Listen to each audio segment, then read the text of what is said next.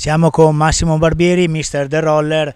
un roller che porta a casa un risultato che ai fini del risultato non conta niente, ma alla fine della soddisfazione vuol dire molto. Una partita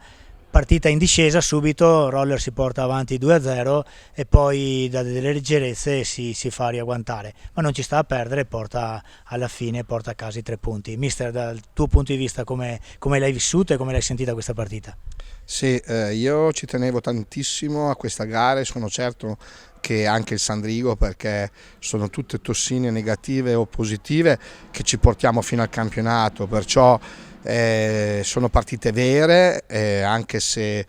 non si gioca più per il primo posto, ma io come loro sono certo, ci tenevo tantissimo perché venivamo da una sconfitta che ci aveva lasciato un po' di amaro in bocca, perché forse ci eravamo un po' sottovalutati, e invece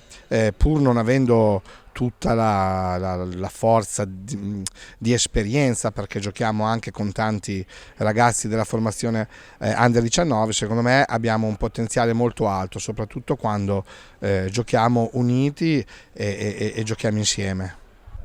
Quindi adesso andiamo con Testa al Tiene che ci aspetta sabato, sicuramente un Tiene che essendo prima in lista non ci sta a perdere, ma anche il roller vuole dimostrare nuovamente il suo valore, giusto? Sì, oltretutto anche se non si nota, è un periodo di esperimenti. Io sono arrivato quest'anno ad allenare e a guidare questa formazione, tra l'altro sono molto contento, sto trovando anche tante situazioni che mi fanno sentire a mio agio, però sto anche sperimentando, no? Sto sperimentando la forza mentale dei giocatori, le varie combinazioni, e sicuramente Tiene sarà il banco di prova più importante, anche perché finora, e non vorrei che si pensasse che vinciamo solo qui in area Caneva, ma avrei voglia anche di dimostrare che siamo anche a noi stessi, non a chissà quale, non al mondo, ma perlomeno a noi stessi, che siamo in grado di vincere anche fuori casa.